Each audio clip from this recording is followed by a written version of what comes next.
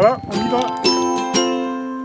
Et c'est parti pour une journée 100% géologique dans la région des Gastlosen. Aujourd'hui, on va regarder quelques affleurements de roches, de manière à ce que les étudiants puissent visuellement voir des concepts qu'on leur a enseignés en classe, de manière à ce qu'ils puissent comprendre dans le terrain une notion plus théorique. Ah, peut-être Dactylorhiza maialis. Léo, lui, est étudiant en biologie.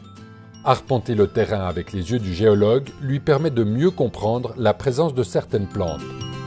Comme Luc Braillard vient de le dire, là on a un terrain beaucoup plus sec avec des orchidées, des gentianes. Puis si on regarde de ce côté, on a un terrain... Donc voilà, j'ai repéré une plante qui s'appelle le Calta des marais, donc qui est typique des sols humides et imbibés d'eau. Puis juste après, il nous dit que voilà, c'est un glissement donc, où le sol est imbibé d'eau très humide. Donc ça va en tout cas de faire des corrélations et de confirmer certaines observations. Ouais. Anja, elle aussi, en est convaincue, sortir est presque indissociable de la géologie. Es gibt uns sicher den praktischen Bezug zum Fach allgemein, dass wir draussen sein und wirklich mal die Steine auch anschauen, nicht nur in Theorie hinter der Schulbank in dem Sinn, sondern in der freien Natur. Und das wird auch das sein, was wir noch später machen. On part de l'Holocène, mais en fait c'est surtout le tardiglaciaire, la fin de la dernière glaciation. Les sorties ont beau faire l'unanimité, elles deviennent de plus en plus rares en milieu académique, même chez les géologues. Maintenant on travaille beaucoup derrière l'ordinateur. Puis on oublie que en fait, notre terrain d'étude, notre laboratoire à nous les géologues, c'est en fait l'extérieur. Et puis c'est là qu'on peut vraiment observer les phénomènes naturels dans toute leur diversité. Donc il y a un peu cette tendance à ne plus aller sur le terrain.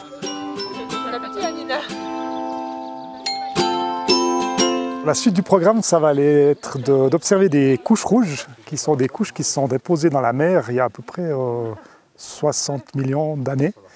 Et aujourd'hui, on est à 1600 mètres d'altitude. Et donc l'objectif, ça va être de faire comprendre aux étudiants que ces couches qu'on observe ici, maintenant, à 1600 mètres d'altitude, se sont déposées il y a 60 millions d'années à 100 ou 200 mètres sous la surface de la mer. On va aller un tout petit peu plus loin. On va commencer à casser un peu du caillou. De ces sorties ressort toujours une vérité. Une fois pour toutes, on est fixé si on est fait pour la géologie ou pas. C'est mou là. Ouais. Je pense que si on n'aime pas la géologie ou si on ne s'intéresse pas à ça, les sorties comme ça, où on va voir des roches, voilà, c'est des roches et c'est fini. Et je pense que les gens qui sont vraiment motivés, ils trouvent l'intérêt là-dedans à voir ces cailloux. Le terrain a une autre vertu, moins quantifiable, mais tout aussi indispensable. Il y a aussi cet aspect de cohésion sociale entre les étudiants. Donc quand ils arrivent, là ils sont tous en première année, ils ne se connaissent pas tous forcément.